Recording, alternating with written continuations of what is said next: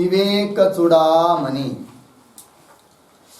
विवेक चूड़ामणि ग्रंथ में आज श्लोक नंबर है 141। श्लोक का उच्चारण करते हैं। अखंड नित्याद्वय बोध शक्त्या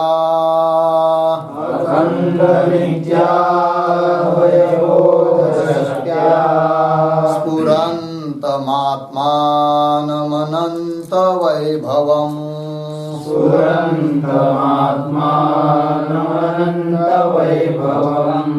समावृणोत्यावृत्तिशक्तिरेषा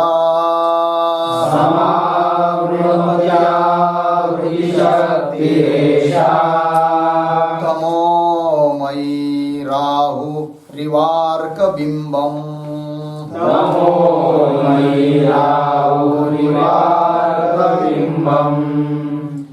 अखंड नित्याद्वय बोध शक्त्या स्फुरन्तमात्मानमनन्त वैभवम् समावृणोत्यावृत्तिशक्तिरेषा तमोमयी राहुरिवार्कबिम्बम्। अखंड नित्याद्वय बोध शक्त्या स्फुरन्तम् आत्मानम् अनंत वैभवम् समावृणोति आवृत्ति शक्ति ही एषा तमोमयी राहु इव अर्कबिंबम। ठीक है, अन्वय को देखिए। अंतिम की पंक्ति है, लास्ट वहां आ जाएंगे। तो राहु अर्कबिंबम इव, राहु अर्कबिंबम इव, उसके पीछे थोड़ा ऊपर एषा तमोमयी, एषा तमोमयी, उसके पीछे आवृत्ति शक्ति ही, आवृत्ति शक्ति शुरू से। अखंड नित्याद्वय बोध शक्त्या स्फुरन्तम्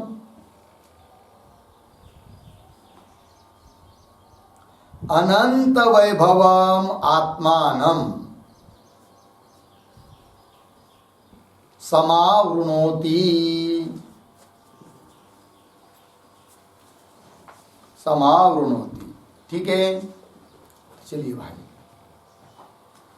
क्या हो रहा है। तो श्लोक नंबर 51 में शिष्य ने बहुत सारे प्रश्न श्री गुरु को पूछे थे। बराबर, शिष्य ने श्री गुरु के प्रति बहुत सारे प्रश्न पूछे थे श्लोक नंबर 51 में। तो उन प्रश्नों में से जो प्रश्न पूछा था कि ये बंध क्या है, तो बंध का स्वरूप क्या है, बंध कैसा है, तो उसका उत्तर दिया कल श्लोक नंबर 139 और 140 में। ठीक है, क्या कहा कि अनात्मा में आत्मबुद्धि होना यही है बंध। अब उसके बाद जो और एक प्रश्न पूछा था उसी 51 नंबर के श्लोक में कि बंध आया कहां से है। क्या प्रश्न था, कथम एषः आगतः, एषः बंधः कथम आगतः, ये बंध कहां से आया है, ये प्रश्न था। तो उसका उत्तर दे रहे अभी इस श्लोक में, श्लोक नंबर 141 और भी चलेगा 42 आदि में, तो उत्तर दे रहे हैं। तो एक एक बात को देखते हैं। तो बंध कैसा आया इसका विचार कर रहे हैं। तो राहु अर्कबिंबम इव, ये दृष्टांत है। तो अर्कबिंब, अर्क कहते सूर्य को। तो एक राहु होता है, राहु और केतु ये ग्रह माने गए हैं। और कभी कभी बीच में राहु क्या कर देता है, सूर्य को आवृत्त कर देता है, ढक देता है। और जब राहु सूर्य को ढक देता है तब सूर्य का ज्ञान हो नहीं पाता। या हुआ भी तो स्पष्ट रूप से ज्ञान नहीं होता है, ऐसा होता है। तो बोलेंगे कब होता है ऐसा? जाने दी, हमको क्या पता, लेकिन सूर्य ग्रहण तो पता है ना, उसी को समझ लेंगे। जो भी कुछ होता होगा तो जो सूर्य को ढका रहा है उसको ही हम बोलेंगे क्या? राहु। तो जैसे वहां पर राहु ने सूर्य को ढकाया, और जिस सूर्य को ढकाया वो सूर्य भी कोई सामान्य चीज नहीं है। कैसा है वो सूर्य? उसके लिए शब्द किया प्रयोग अर्कबिंबम। अर्कबिंबम का अर्थ लिखेंगे महता प्रकाशेन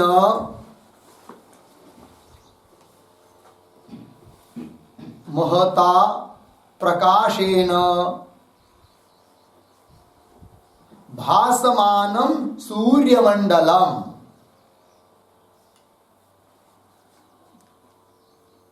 भासमानं सूर्यमंडलम, ठीक है।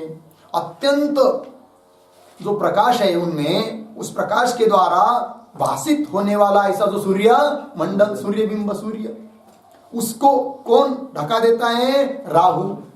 तो जैसे तमोमय राहु उस सूर्य को ढक देता है, तब सूर्य का ज्ञान नहीं होता है। उसी प्रकार ईशा तमोमयी आवृत्ति शक्ति, मिला? आवृत्ति शक्ति का ही विशेषण है तमोमयी। यह ईशा तमोमयी आवृत्ति शक्ति। ईशा, ईशा मतलब कौन सी जी? तो ईशा का अर्थ लिखेंगे विवेकी जन प्रत्यक्षा।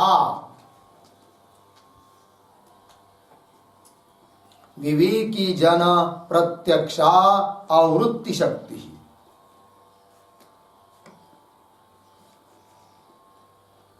ठीक है। ऐसा एतत् शब्द का प्रयोग वहीं पर होता है जहां पर पूर्ववर्ती पदार्थ नजीक हो, प्रत्यक्ष हो। अब यहां पर वो आवृत्ति शक्ति, अज्ञान की शक्ति भले हम लोगों को प्रत्यक्ष नहीं है, किंतु जिनको विवेक हो चुका है, जिन्होंने समझ लिया आत्मा क्या है अनात्मा क्या है, उनको तो स्पष्ट मालूम है। तो वही विवेक के लोगों को जो प्रत्यक्ष है, ऐसी वो आवृत्ति शक्ति कैसी है वो? तो लिखा तमोमयी। तमोमयी का अर्थ है तमः प्रचुरा। तमः प्रचुरा मतलब तमोगुण ही है अत्यधिक जिसमें, ऐसी वो हो गया जी। कौन है वो तमोमयी? किसका विशेषण है? तो लिखा है पुस्तक में, ग्रंथ में, आवृत्ति शक्ति। ऐसा तमोमयी आवृत्ति शक्ति। आवृत्ति शक्ति का मतलब क्या? आवरण करने की शक्ति। मतलब क्या? तो ध्यान दीजिए, अज्ञान अर्थात माया, उस माया की दो शक्ति है, एक आवरण शक्ति है और एक विक्षेप शक्ति है, ठीक है ना जी। तो अज्ञान की जो दो शक्ति है, आवरण शक्ति और विक्षेप शक्ति, वो दोनों भी बंधन के लिए कारण किस तरह है इसको बता रहे इस श्लोक में और आगे के श्लोक में, ठीक है ना जी। तो आवृत्ति शक्ति, एक वाक्य, बंध हेतु भूते द्वे शक्ति। बंध हेतु भूते द्वे शक्ति,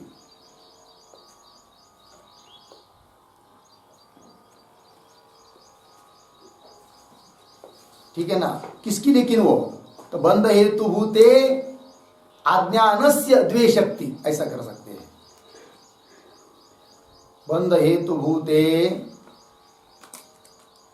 क्यों शुरू में भी ले सकते हैं, अज्ञानस्य बंध हेतु भूते द्वे शक्ति। अज्ञान की बंध के लिए कारण जो शक्तियां है वो दो शक्ति है। किसकी? अज्ञान की। वो कौन है? नंबर एक आवृत्ति शक्ति ही। आवृत्ति शक्ति बराबर आवरण शक्ति ही। आवरण शक्ति ही। और दूसरी है नंबर दो विक्षेप शक्ति ही।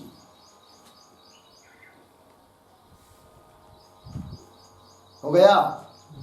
तो अज्ञान की जो दो शक्ति बताई उसमें जो पहली शक्ति है जिसको कह दिया आवृत्ति शक्ति, उसको ही कह दिया आवरण शक्ति। अर्थात वो शक्ति क्या करती है, अपना ही स्वरूप जो ब्रह्म स्वरूप है कि नहीं, उस ब्रह्म स्वरूप को ढक देती है, अर्थात उसका ज्ञान होने नहीं देती है। आवरण करती का मतलब क्या आ रहा है सब इस श्लोक में।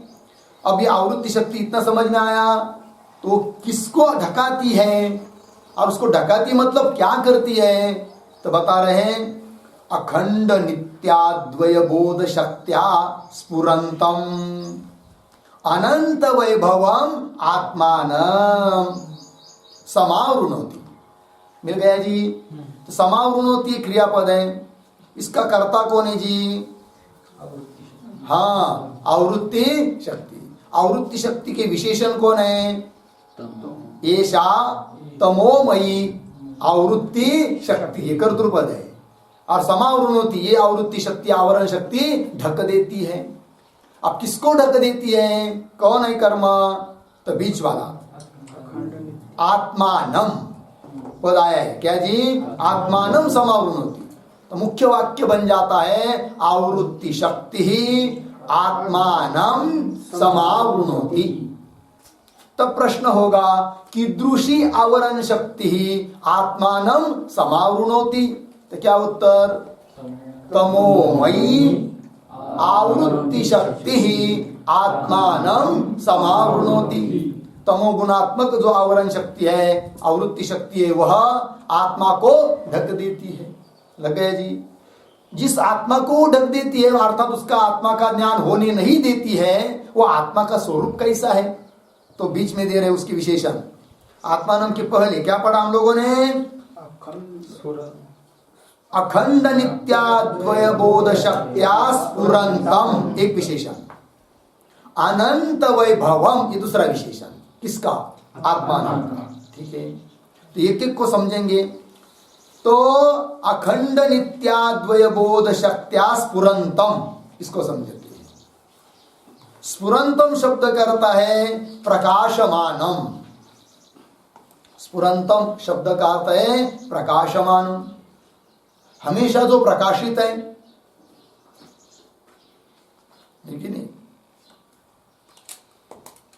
जैसे व्यवहार में सूर्य हमेशा क्या है जी, प्रकाशित है।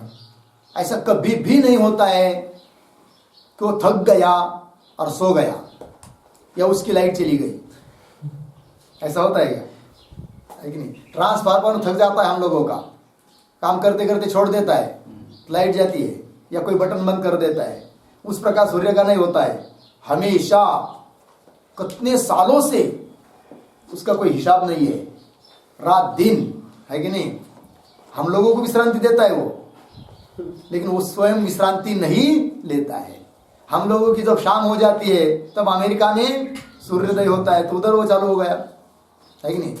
फिर पुनः इधर आ जाता है, मतलब पृथ्वी घूमती है, जो भी कुछ हो। लेकिन कहने का तात्पर्य सूर्य हमेशा कैसा है जी, नित्य प्रकाश रूप है। उस प्रकार आत्मा कैसा है जी, नित्य प्रकाश रूप है। तो कैसा स्फुरंतम प्रकाशमान है वो, तो लिखा है अखंड नित्याद्वय बोध शक्त्या। तो लिखते इस पर अखंडा बराबर, अखंडा बराबर अपरिछिन्ना, अपरिछिन्ना अतः एव नित्या, अतः एव नित्या बराबर उत्पत्ति नाश शून्या, उत्पत्ति नाश शून्या पूर्ण विराम अद्वया, अद्वया बराबर द्वितीय शून्य, द्वितीय शून्य या बोध रूपा शक्ति ही, या बोध रूपा शक्ति ही तया शक्त्या,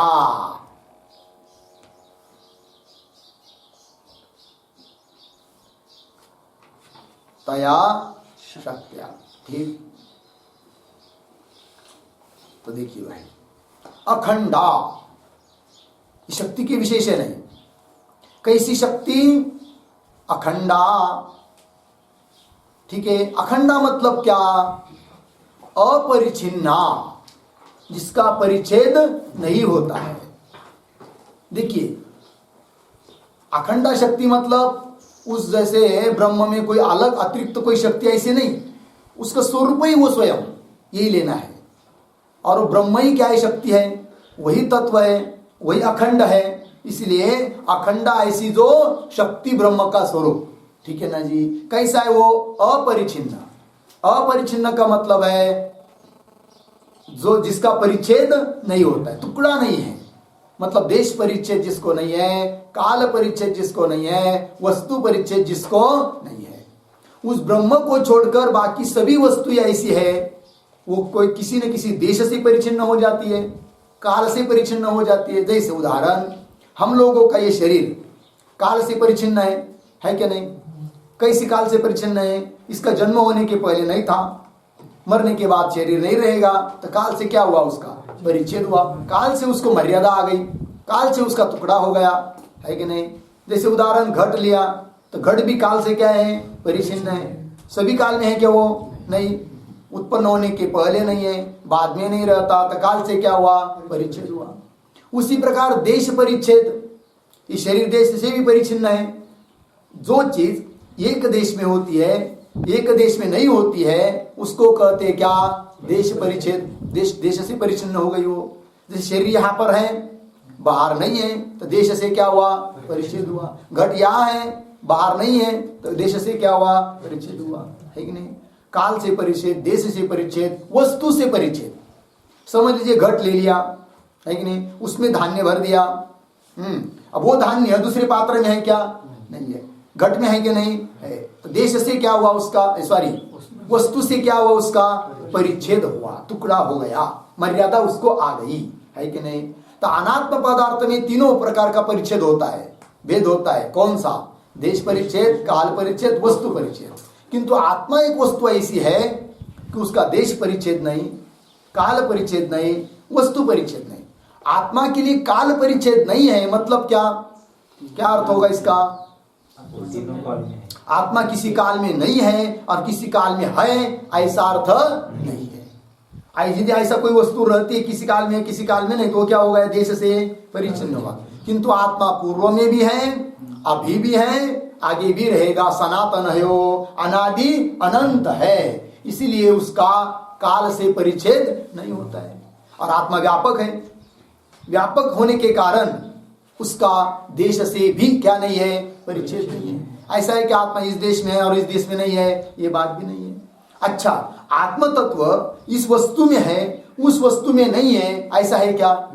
नहीं। क्योंकि आत्मा को छोड़कर सभी वस्तु यदि कल्पित है, सब माया और माया का कार्य कल्पित है, तो आत्मा के बिना, ब्रह्म के बिना अन्य वस्तु को सत्ता ही नहीं है। तो सभी वस्तुओं में, कल्पित वस्तुओं में ठुस ठुस के भरा हुआ कौन है? आत्मा तत्व ही है। अर्थात वस्तु से भी परिच्छेद नहीं है। तो देश परिच्छेद, काल परिच्छेद, वस्तु परिच्छेद से रहित है कौन? आत्मा। इसलिए उसको कह दिया अखंड।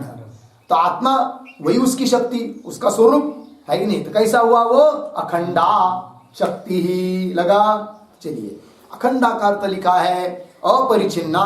अतएव अपरिचिन्न होने के कारण ही नित्या, वो नित्य शक्ति है। लेकिन शक्ति का विशेषण दूसरा क्या? नित्या। तो नित्या मतलब क्या? उत्पत्ति नाश शून्य, उत्पन्न भी नहीं होती है, नष्ट भी नहीं होती है, इसलिए नित्य है। नित्या। और कैसी वो शक्ति? तो और एक विशेषण दिया है अद्वया। उसका अर्थ लिखा क्या? द्वितीय शून्य, मतलब उसकी तरह और कोई शक्ति नहीं है। अर्थात उसमें स्वगत भेद, सजातीय भेद, विजातीय भेद भी नहीं है। ऐसी है वो कौन? आत्मारूप शक्ति। द्वितीय शून्य या बोध रूपा, ये भी उसका विशेषण है। कैसी शक्ति? बोध रूपा। बोध मतलब ज्ञान, बोध रूपा का अर्थ है ज्ञान स्वरूपा। तो ज्ञान स्वरूप वो शक्ति है। शक्ति मतलब क्या? उससे कोई अलग है ऐसी बात नहीं, वही ब्रह्म का क्या है? स्वरूप है। तो कैसा हुआ? अखंडा, नित्या, अद्वया, है कि नहीं, पुनः बोध रूपा शक्ति तया शक्त्या, उस शक्ति के द्वारा अर्थात अपना अपने महिमा से ही स्फुरंतम प्रकाशमान है। कौन? आत्मा ब्रह्म। ठीक है ना जी, ये आत्मा का विशेषण है। आगे आ रहा है आत्मानम स्फुरंतम आत्मानम, हो गया ना। इसके लिए श्रुति भी बताती है। क्या कहती है श्रुति? श्रुति कहती है स्वाभाविकी ज्ञान बल क्रिया च,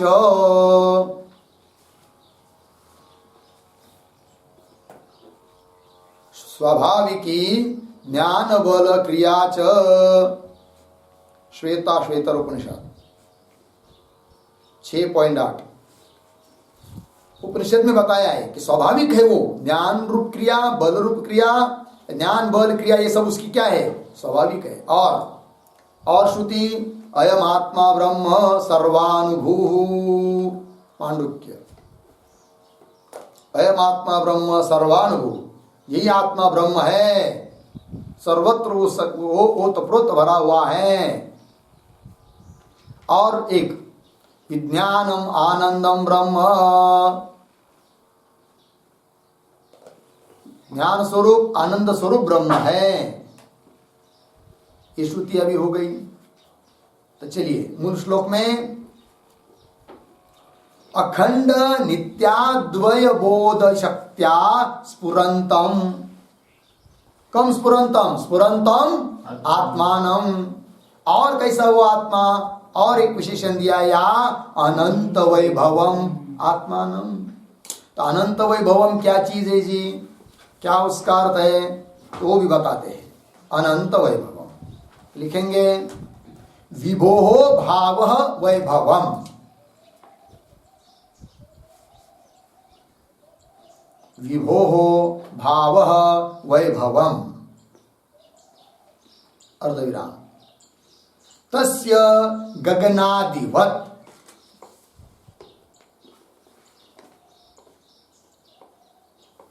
तस्य गगनादिवत् अपेक्षिकत्वम्, अपेक्षिकत्वं वारयति, वारयति अनंत इति, अनंत इति पूर्ण विराम। आगे लिखते हैं वाक्य अनंतम निरपेक्षम वैभवम, अनंतम निरपेक्षम वैभवम बराबर विभूता, बराबर व्यापकता, व्यापकता, यस्य तम अनंत वैभवम।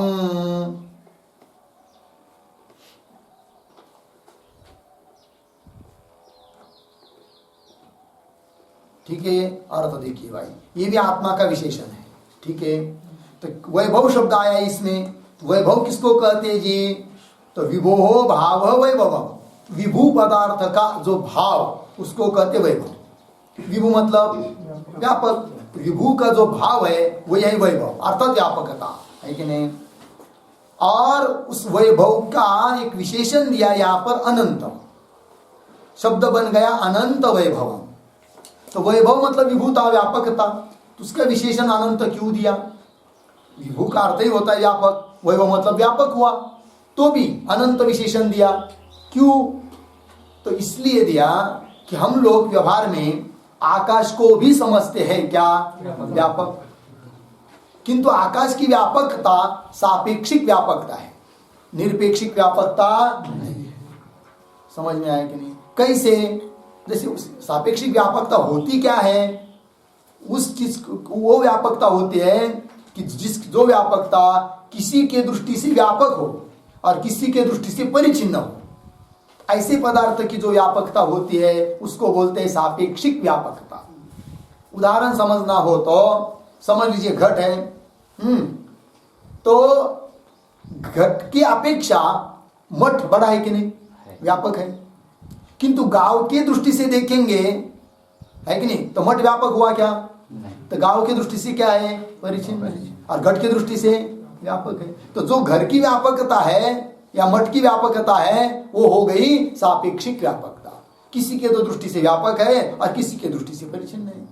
उस प्रकार आकाश से उत्पन्न हुआ है कौन? आकाशात वायु, अग्नि, जल, पृथ्वी, है कि नहीं? और कारण से व्यापक होता है कार्य, सॉरी कार्य से व्यापक होता है कारण, कार्य से व्यापक होता है कौन? तो वायु वगैरह जो आकाश का कार्य है उस वायु आदि की अपेक्षा व्यापक है कौन? आकाश। किंतु उस आकाश का भी तो कोई कारण है कौन? माया। तो माया के दृष्टि से परिचिन्न है कौन? आकाश। किंतु हम लोगों की दृष्टि से तो व्यापक है।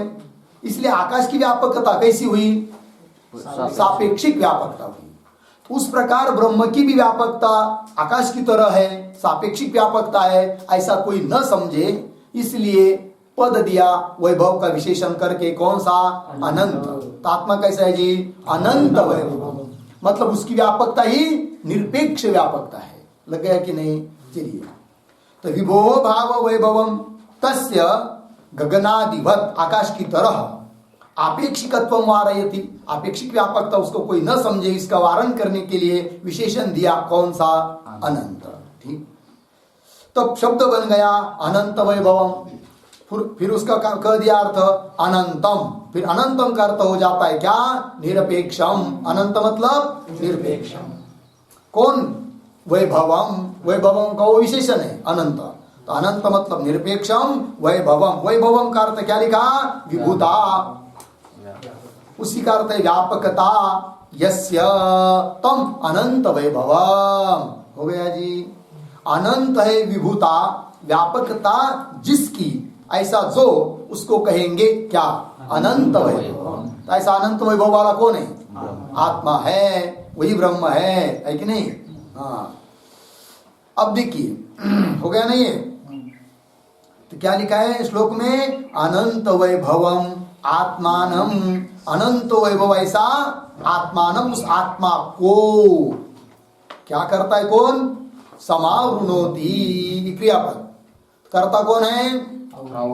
ऐसा आवृत्ति शक्ति। ये आवृत्ति शक्ति, अज्ञान की जो आवरण शक्ति है, वह आवरण शक्ति आत्मा को ढक देती है। किस प्रकार के आत्मा को? अनंत बोध शक्त्या स्फुरंतम अनंत वैभवम आत्मानम समावृणोति। लग गया? समावृणोति मतलब क्या? उसका भी अर्थ लिखेंगे। समावृणोति बराबर अभासमान,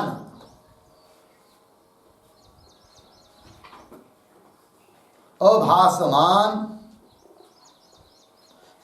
स्व असाधारण धर्माणम करोति। स्व असाधारण धर्माणम करोति। स्व असाधारण धर्माणम करोति।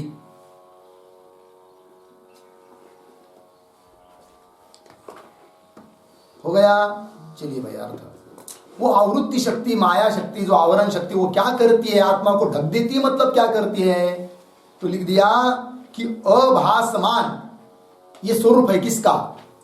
उस आवरण का, माया का, अज्ञान का। क्या स्वरूप है? अभासमान, भाषित न होना, है कि नहीं? और अपना जो धर्म है अभासमान, स्व, स्व मतलब कौन? वही अज्ञान आदि। उसका असाधारण धर्म कौन हुआ? अभासमान। तो स्व असाधारण धर्माणम करोति, अर्थात अपने में जो असाधारण धर्म है उस धर्म वाला कराती है। किसको? आत्मा को। कहने का तात्पर्य उस माया के जो धर्म है वो धर्म, अपने धर्म वो उस आत्मा में लादती है कि नहीं? यही उसका क्या है? आवरण करना। बात समझ में आई कि नहीं? तो उदाहरण समझेंगे। तो उदाहरण समझना है तो समझ लीजिए, परिचिन्नत्व धर्म आत्मा का है या उस आवरण शक्ति का है, अज्ञान का है? आवरण शक्ति का है, अज्ञान का है। किंतु हम लोग आत्मा को ही परिचिन्न समझते हैं कि नहीं? कोई आत्मा को संस्कार शास्त्र सीखने के पहले अपने स्वरूप को कोई व्यापक समझता है क्या? नहीं, उलट अपना स्वरूप क्या समझता है? देहादिक। और क्या समझता है अपने को? परिचिन्न समझता है। यद्यपि आत्मा कैसा है? व्यापक। किंतु आदमी समझ क्या रहा है? परिचिन्न। परिचिन्न तो धर्म किसका है? माया का है। तो उसने क्या किया? आत्मा का आवरण कर दिया, मतलब अपना धर्म जो परिचिन्नत्व है वो उस आत्मा में लाद दिया। इसीलिए हम लोग अपने को समझ रहे क्या? परिचिन्न। यही उसका आवरण करना है कि नहीं? अपने स्वरूप का वो स्वरूप का ज्ञान हो रहा है क्या? व्यापक रूप से नहीं हो रहा है ना। यही उसके धर्म हम लोग अपने में समझ रहे, यही उसका आवरण करना हुआ। और समझ लीजिए दूसरा धर्म, अनित्यत्व धर्म। अनित्यत्व धर्म आत्मा का है क्या? अज्ञान का है? माया का है? माया का है। माया का कार्य धर्म है क्या? अनित्यत्व। आत्मा का नहीं है। किंतु हम लोग अपने में क्या समझते हैं? अनित्यत्व। कैसे अनित्यत्व समझते हैं? अरे भाई मेरा इतनी तारीख को जन्म हुआ और 2046 को मैं मर जाऊंगा, है कि नहीं? आत्मा मरता है क्या कभी? मरता कौन है? शरीर मरता है। किंतु अनित्यत्व धर्म किसमें समझ रहे हैं हम लोग?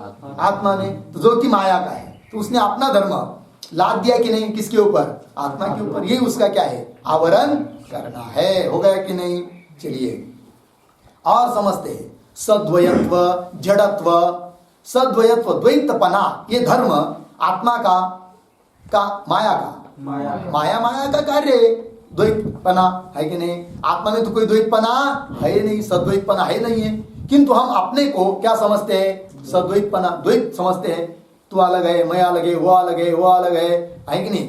कि सब में मैं ही अकेला ब्रह्म हूं, ऐसा कोई समझ रहा है क्या? समझना चाहिए, नहीं समझ रहा है कि नहीं? सद्वैतपना आ गया कि नहीं? आत्मा में दिखाई दे रहा है ना। किसका है वो? माया का। तो माया ने क्या कर दिया? अपना धर्म लाद दिया। किसने? आत्मा ने। ठीक है। और जड़त्व, आत्मा जड़ है क्या? नहीं है। जड़त्व धर्म किसका है? माया का है। लेकिन हम लोग अपने को क्या समझते हैं? जड़ समझते हैं कि नहीं? ऐसे बहुत सारे धर्म हैं। आत्मा प्रकाशमान है, हम अपने को प्रकाशमान समझते ही नहीं है। समझ में आया ना? आत्मा सुखी है क्या दुखी है क्या? सुख दुख से अतीत है। सुख दुख से अतीत है। सुख दुख के धर्म किसके हैं? अंतःकरण यार्थक किसके हैं? माया के हैं। और समझते हम किसको है? आत्मा ने समझते। सब उसके माया के सभी धर्म अपने में लाद रहे हम लोग। तो यही क्या है? उसका आवरण करना है। हो गया ना जी? तो आवृणोति, समावृणोति, सम्यक आवृणोति, अच्छी तरह से आवृत्त कर देती है, ढक देती है। कौन? माया। बात समझ में आई? उदाहरण दिया, दृष्टांत दिया था इसके लिए। कौन सा? राहु इव अर्कबिंबम। राहु अर्कबिंबम इव। बात समझ में आई ना? तो चलिए भाई, प्रश्न क्या था जी? शिष्य ने 51 नंबर में जो प्रश्न पूछे थे उनमें से कौन से प्रश्न का उत्तर दिया? कथम ऐसा आगत। अनात्मा में आत्मबुद्धि ये बंधन का स्वरूप हुआ, लेकिन अनात्मा में आत्मबुद्धि क्यों हो रही? बंधन कहां से आया? तो बस यही इस प्रकार आया।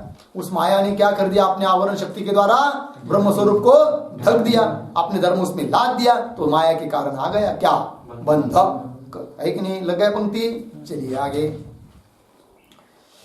फिर आगे चलते हैं, है ना?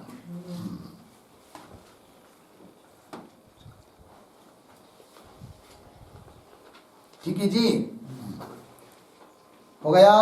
आवृत्ति शक्त्या समावृत कः आत्मा। आगे के श्लोक को पढ़ते हैं।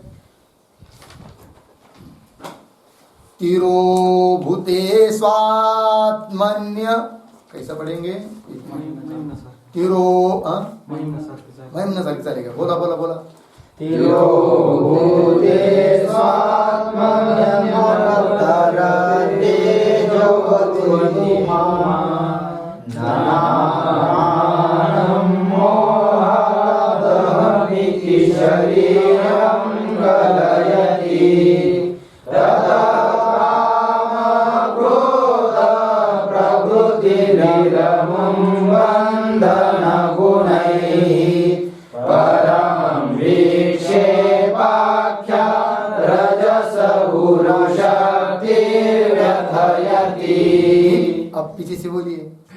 तीरो भूते स्वात्मन्यमलतर तेजो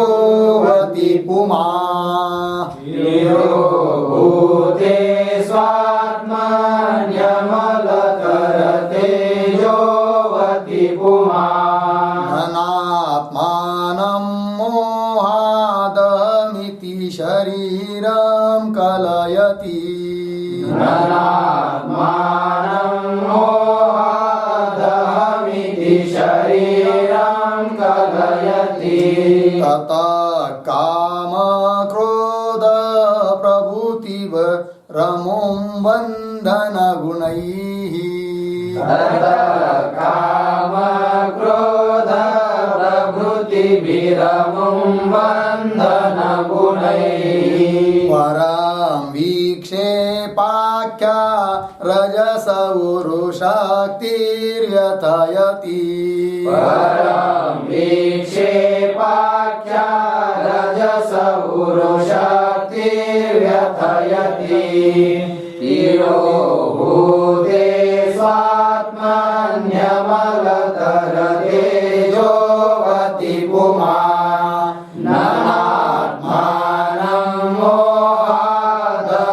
शरीरं कलयति ततः काम क्रोध प्रभृतिभिरमुं बन्धन गुणैः परं विक्षेपाख्या रजस उरुशक्तिर्यथयति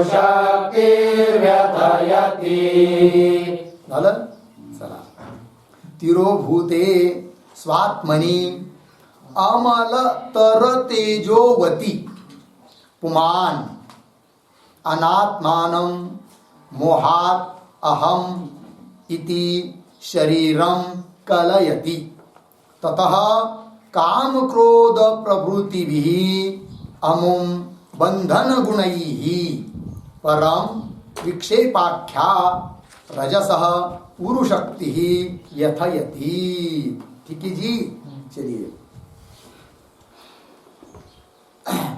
अन्वय।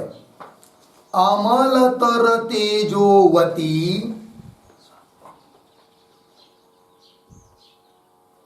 अमलतर तेजोवती स्वात्मनि तिरोभूते पुमान मोहात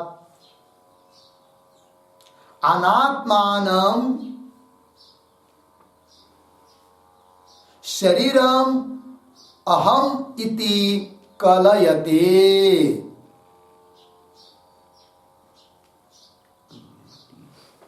हो गया, अहम शरीरम अहम इति कलयति। नीचे की लाइन नंबर 3 की लाइन में ततः 4 में जाएंगे, 4 लाइन में विक्षेपाख्या रजस उरुशक्ति 3 नंबर में आएंगे अमोम काम क्रोध प्रभृतिभिः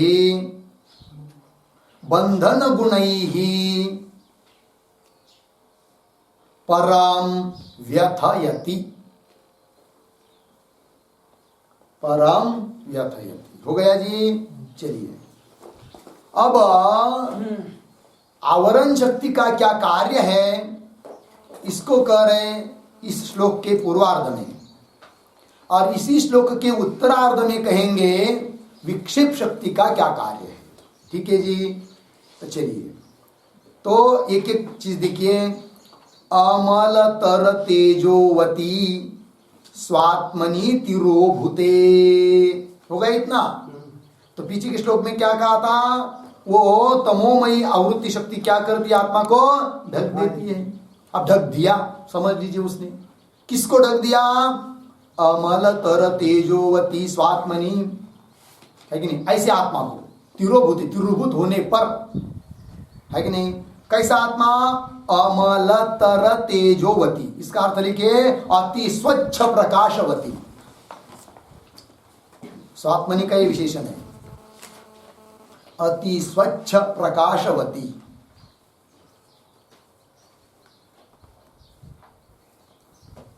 सप्तमी अंत है, अति स्वच्छ प्रकाशवती।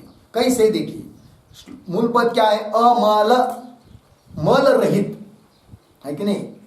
अमलतर बिल्कुल जिसमें मल नहीं है, ऐसे मतलब जो स्वच्छ है, और तेजोवती मतलब प्रकाश स्वरूप है, इसलिए एक शब्द में अर्थ लिख दिया अति स्वच्छ प्रकाशवती।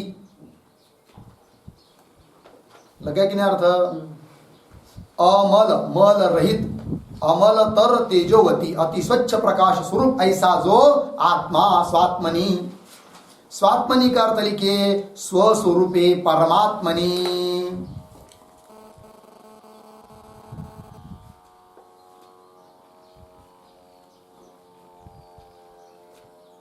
ठीक है, स्वस्वरूपे परमात्मनि तिरोभूते सति, तिरोभूत होने पर।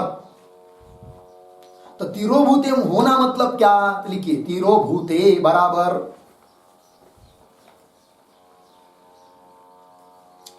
आज्ञानगत आवरण शक्त्या तिरोभूते, अज्ञानगत आवरण शक्त्या तिरोभूते बराबर स्पष्टम अभासमाने सति। तिरोभूते का अर्थ कर रहे स्पष्टम अभासमाने सति।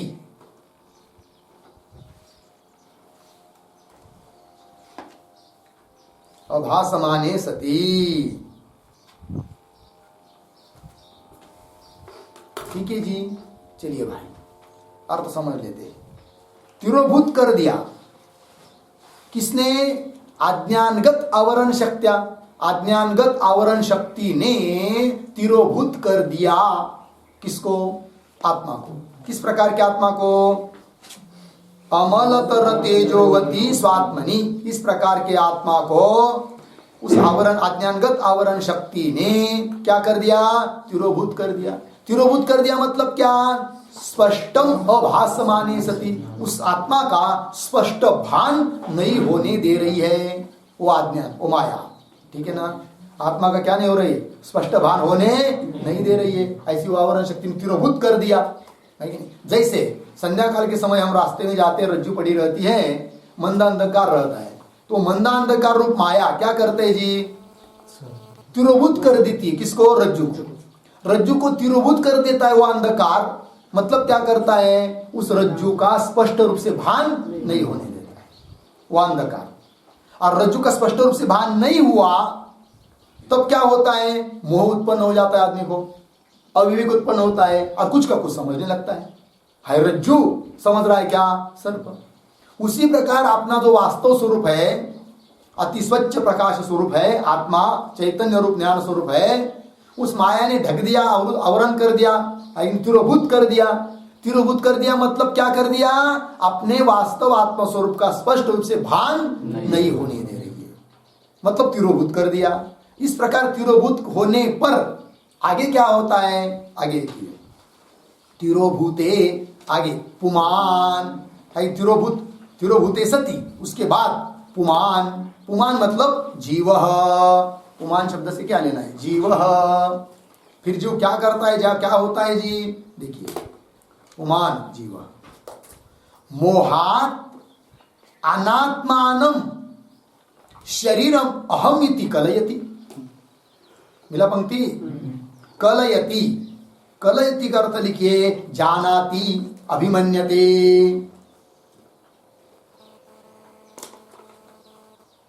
कलयति मतलब जानाति अभिमन्यते। ठीक है, अब कलयति क्रियापद है, इस कलयति का कर्ता कौन है इस वाक्य में, कोई बता सकते हैं, शाबाश, कौन, पुमान। पुमान कलयति, जीव कलयति, है कि नहीं, मतलब जीव इस प्रकार जानने लग जाता है। क्या जानने लगता है जी, आगे क्या लिखा है, मोहात अनात्मानम शरीरम अहम इति।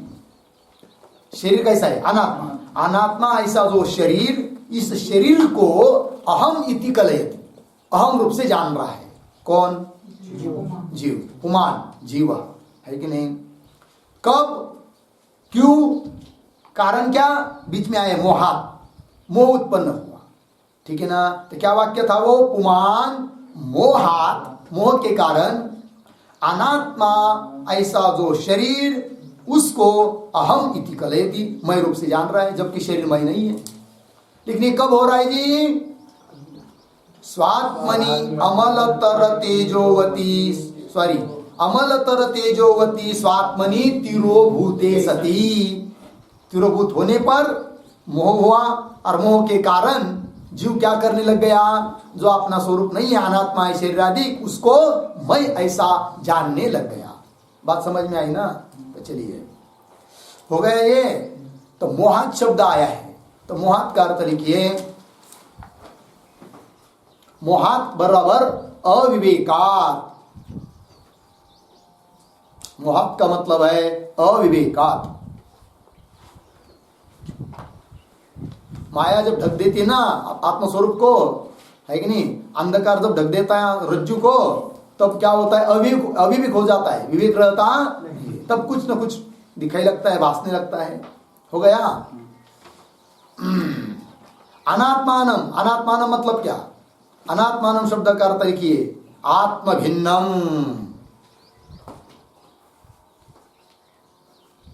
अनात्मान मतलब आत्म भिन्नम, ठीक है ना। कौन है यहां पर अनात्मा? शरीर। शरीर मतलब देह। और अहमिति, उस शरीर को क्या समझता है? शरीर में बुद्धि क्या होती है? अहमिति। अहमिति मतलब क्या? तादात्म्येन, तादात्म्येन अहम इति कलयति।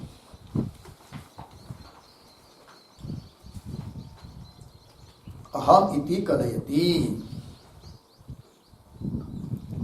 हो गया जी। चलिए, तो क्या चिंतन हुआ अभी तक? तो पहले श्लोक में तो बताया था आवरण का, है कि नहीं, कैसा होता है, क्या आवृत्ति समावृत्ति समावरण होती, वो जो माया शक्ति कैसी ढक देती है, कहा ढक देना मतलब क्या? फिर ढक देने पर तिरोभूत अपना आत्मस्वरूप होने पर मोह उत्पन्न होकर क्या होता है, अर्थात उस आवरण शक्ति का क्या कार्य है, वो बात बता दिया। हो गया ना जी। अनात्मा इसी शरीर को हम बोलने लग गए आदमी। फिर आगे चलिए, ततः, ततः पद मिला, तीसरी लाइन में शुरू का पद है ततः। ततः का अर्थ लिखिए, शरीर में, शरीरे तादात्म्याभिमानानंतरम।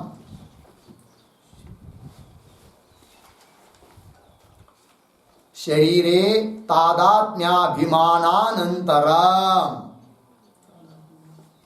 तादात्म्याभिमानानंतरम।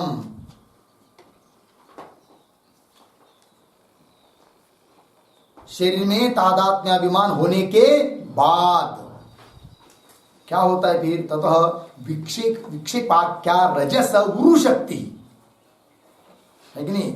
विक्षेपाख्या, विक्षेपाख्या मतलब विक्षेप नामनी, विक्षेप यह है नाम जिसका, ऐसी जो रजस, रजस मतलब रजोगुणस्य, रजोगुण की वो शक्ति है। उरु शक्ति, उरु शक्ति का अर्थ लिखिए प्रबला शक्ति ही, प्रबला शक्ति ही। तो क्या अर्थ हो रहा है जी? शरीर में तादात्म्याभिमान होने के अनंतर विक्षेप नाम वाली रजोगुण की अत्यंत प्रबल ऐसी जो शक्ति है, वो क्या करती है जी? तो अमुम आया है ना, अमुम, अमुम मतलब अमुम पुरुषम किंवा जीवम, इस जीव को, इस पुरुष को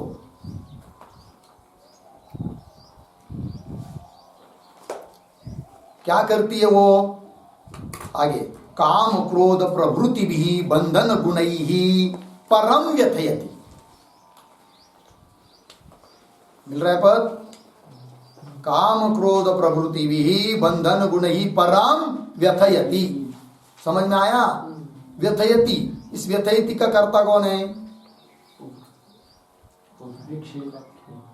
हाँ, विक्षेपाख्या रजस उरु शक्ति, विक्षेप नाम की जो रजोगुण की अत्यंत प्रबल शक्ति वो करता है। और वो क्या करती है? व्यथयति, व्यथयति नाम शोचयति शोक करवाती है, ठीक है ना जी। शोचयति शोक करवा देती है। अब देखिए विक्षेपाख्या शक्ति ही गुरु शक्ति व्यथयति कम व्यथयति अमुम व्यथयति, वही पर उत्तर है।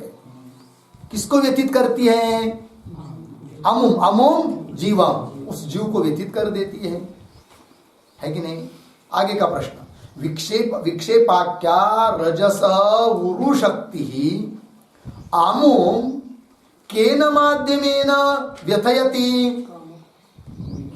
विक्षेपाख्या रजस उरु शक्ति आमुम प्रवृत्तिभिः बंधन गुणैः परम व्यथयति, है कि नहीं। परम का अर्थ है अत्यंतम, परम मतलब अत्यंतम, अत्यंत व्यथित कर देती है, दुखी कर देती है, व्याकुल कर देती है, ठीक है ना। कौन?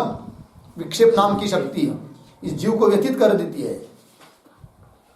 कैसे, किसके माध्यम से? लिखा है काम क्रोध प्रभृति भी बंधन गुण ही, जो गुण बंधन के लिए कारण है ऐसे वो गुण कौन? काम क्रोध आदि। तो बंधन गुण ही, बंधन गुण ही का अर्थ लिखिए अध्यास वृद्धि हेतु भूत ही, अध्यास वृद्धि हेतु भूत ही धर्म ही, अध्यास वृद्धि हेतु भूत ही धर्म ही।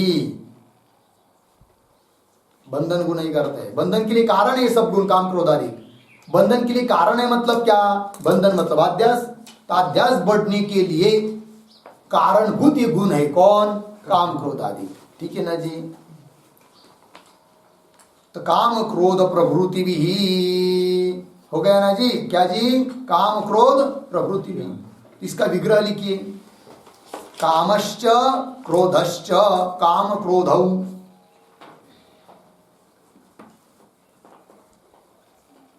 कामश्च क्रोधश्च काम क्रोधौ तौ प्रभृति, तौ प्रभृति बराबर आदि, बराबर आदि। येषाम येषाम मत्सराद्यानां ते ते काम क्रोध प्रभृतयः, काम क्रोध प्रभृतयः तैः काम क्रोध प्रभृतिभिः, तैः काम क्रोध प्रभृतिभिः। अर्थ समझ लीजिए भाई। कामश्च क्रोधश्च काम क्रोधौ, काम और क्रोध उसको बोलेंगे क्या? काम क्रोधौ। तौ प्रभृति, प्रभृति का अर्थ कर दिया आदि, वे है आदि आरंभ में जिनके ऐसे जो बाकी के गुण वो भी सब लेने हैं। कौन लिया उदाहरण? मत्सरादि, आदि शब्द से और लोभ, दंभ, अभ्यसूया, अहंकार, ईर्ष्या, मत्सर, ये सब क्या हो जाएंगे? काम क्रोध प्रभृति, प्रभृति शब्द से बाकी के सब आ जाएंगे, है कि नहीं। इन बंधन गुणों के द्वारा क्या कर देती है वो शक्ति? विक्षेप शक्ति व्यथयति। क्या जी? व्यथयति। समझ में नहीं आ रहा है क्या? व्यथयति। का व्यथयति? बंधम व्यथयति। हाँ, विक्षेपाख्या रजस उरु शक्ति व्यथयति। का मतलब कौन? स्त्रीलिंगी का, कह पुल्लिंग, कह कौके, का के काहा, काया का विक्षेप शक्ति क्या करती है? व्यथयति, व्यथित कर देती है, दुखित कर देती है, व्याकुल कर देती है कि नहीं। अत्यंत पीड़ित कर देती है किसको? जीव को, है कि नहीं। अमुम जीवम, किसके द्वारा? काम क्रोधादि के द्वारा, है कि नहीं। लग गया। और कितनी व्याकुल करती है जी? परम, अत्यंत व्याकुल कर देती है, दुखित कर देती है। ये विक्षेप शक्ति का कार्य हुआ। पहले आवरण शक्ति, इसके बाद विक्षेप शक्ति। आवरण हो गया, ढक गया, अपना स्वस्वरूप पता नहीं चल रहा है, और न पता चलने के कारण, मोह के कारण, अविवेक के कारण देह को ही, अनात्मा को ही हम लोग क्या समझ रहे हैं? अपना स्वरूप समझ रहे हैं। और देहादि को अपना स्वरूप समझ लिया तो तुरंत फिर देह के लिए अनुकूल पदार्थ की हम इच्छा करते हैं। जब अनुकूल पदार्थ प्राप्त होता है तो अनुकूल पदार्थ की इच्छा करते, वो काम हुआ।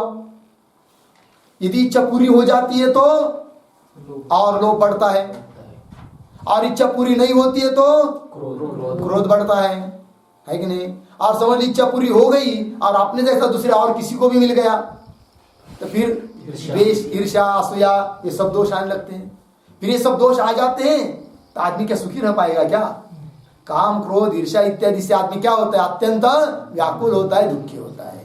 तो दुखी करा देती है वो कौन? आवरण शक्ति। इसलिए व्यथित का अर्थ कर दिया था क्या? शोचयति। शोचयति का भी एक अर्थ लिखिए, दुख जटिलम करोति।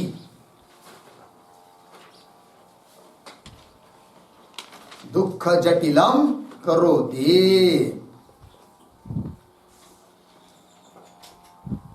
मतलब दुख से जर्जर करा देती है, ठीक है ना? हर क्षण दुख, हर क्षण दुख। कोई ऐसा क्षण नहीं है जिसमें कुछ समाधान हो। समाधान का भास होता है कभी कभी व्यवहार में, प्रपंच में जीवन जीते समय। जितने भी लोग संसार में अड़के हुए हैं, अर्थात जिनको आज बात संस्कार नहीं है, विवेक नहीं है, ज्ञान नहीं है, आध्यात्म के क्या नहीं है, इधर कुछ भी नहीं है पता, उनको संसार में डूबे हुए हैं। लगता है हम लोगों को बाप रे बाप कितनी बड़ी गाड़ी है, 18 चाकाची गाड़ी है यांच्याकडं, 18 चक्कों की गाड़ी है, 20 चक्कों की गाड़ी है, होगी ना, ट्रक होती ना, 50 ट्रक के मालक है, 100 ट्रक के मालक है, 500 एकड़ जमीन है। लेकिन उनको पूछो अंदर में जाकर, ऊपर ऊपर से कहेंगे मेरे जैसा सुखी कोई नहीं है, और उसके कमरे में जाकर उसका मित्र बनकर उनको पूछेंगे ना, तब पता चलेगा वो कितना सुखी है करके। सुखी बुखी कुछ नहीं है, अत्यंत क्या होता है? दुखी। और पूछेंगे उनको क्या दुख है आपको, इतना सब कुछ है? क्या करूं भाई, पत्नी समय पर नाश्ता भी नहीं देती है, अब देखो उसका दुख। क्या करूं भाई, मेरे पास तो 500 एकड़ जमीन है, लेकिन एक मेरा मित्र है उनके पास 600 एकड़ जमीन है, इसलिए मुझे दुख हो रहा है। इसको 500 एकड़ मिली है भगवान की कृपा से, इसका सुख नहीं मिल रहा है उसको 100 एकड़ बड़ी हुई है ना, उसका दुख हो रहा है। कितनी आश्चर्य की बात है। जबकि किसी किसी व्यक्ति को 2 एकड़ भी जमीन नहीं होती है, इसको 500 एकड़ मिली है, तो भी समाधान है क्या? नहीं है। क्यों? ईर्ष्या, द्वेष, राग, ये सब सुखी नहीं होने देते हैं। और ये क्यों विक्षेप शक्ति कार्य कर रही है, व्याकुल कर रही है, दुख जटिल, दुख जर्जर करा दे रही है? क्यों? उसके कारण क्यों? तो उसके पहले वाले आवरण शक्ति ने अपने स्वरूप को ढक दिया। इसलिए इसके लिए हमको क्या करना पड़ेगा? आवरण शक्ति जिसकी है, ऐसी जो माया, अज्ञान, उसको ही उखाड़ कर फेंकना पड़ेगा। और उस माया का नाश करने के लिए क्या उपाय करना पड़ेगा? अज्ञान का नाश करने के लिए ज्ञान संपादन करना पड़ेगा। ज्ञान संपादन करना मतलब क्या? कितने ग्रंथ कंठस्थ कर लेंगे तो ज्ञान हो जाएगा? नहीं होगा। एक बहुत बड़ा अभंग आता है ना जी, कीर्तन करीस तरी कीर्तन कारची होसी, परी वैष्णव न होसी अरे जाना। बहुत बड़ा है वो, है कि नहीं? गायन करीस तरी गायक होसी आदि आदि सब बात में देख लीजिएगा। उस प्रकार समझ लीजिए, सभी वेद कंठस्थ कर लिया, सभी शास्त्र कंठस्थ कर लिया, और सब दुनिया में ख्याति हो गई। सारे दुनिया के लोग मान रहे इतना बड़ा पंडित इस दुनिया में दूसरा और कोई है ही नहीं, जागतिक लेवल की ख्याति प्राप्त हो गई। इसका मतलब ज्ञान प्राप्त हुआ? कुछ भी नहीं हुआ, है कि नहीं? और कोई ने केवल विचार चंद्रोदय भी पढ़ लिया हो सकता है उसको ज्ञान हुआ हो। ज्ञान का मतलब ये सब शास्त्र कंठस्थ होना ही नहीं है। ये तो क्या है जी? ये तो बुद्धि की क्षमता है। बुद्धि है तो कंठस्थ कर लिया, तो शास्त्रार्थ कर लेता है, संस्कृत बोल लेता है, सब कुछ कर लेता है। इसका मतलब ज्ञान हुआ नहीं है। निरसला नाही देह, काय तुका म्हणे नाही निरसला देह तोवरी अवघे संसारिक। जब तक देह का निराश नहीं होता है ना, देह का निराश होना मतलब क्या? देह में जो अहम तादाद में लगा हुआ है ना, अहम बुद्धि, वो बाधित हो जाना है। और देह से अहम बुद्धि को निकाल कर कहाँ लगाना है? अपने स्वस्वरूप में। तब विठ्ठल जळी स्थळी भरला, रीता ठाव नाही उरला, तो म्या दृष्टीने पाहिला विठ्ठल. पाहिला क्या, ही है वो. समझ में आया कि नहीं. तब आनंदाचे डोही आनंद तरंग, वो स्थिति उसको कहेंगे जीवन मुक्ति, ब्रह्मानंद, ब्राह्मी स्थिति. समझ में आया ना जी. तो चलिए ये सब बहुत काम की चीज, ये सब समझना है धीरे धीरे, है कि नहीं. इस श्लोक को कंठस्थ कर लीजिए, बहुत छंद भी उसका अच्छा है उसका, और अर्थ भी बहुत गहन है. ठीक है ना. चलिए आगे का विचार कल करेंगे. ओम पूर्णमदः पूर्णमिदं पूर्णात् पूर्णमुदच्यते पूर्णस्य पूर्णमादाय पूर्णमेवावशिष्यते. ओम शांति शांति शांति.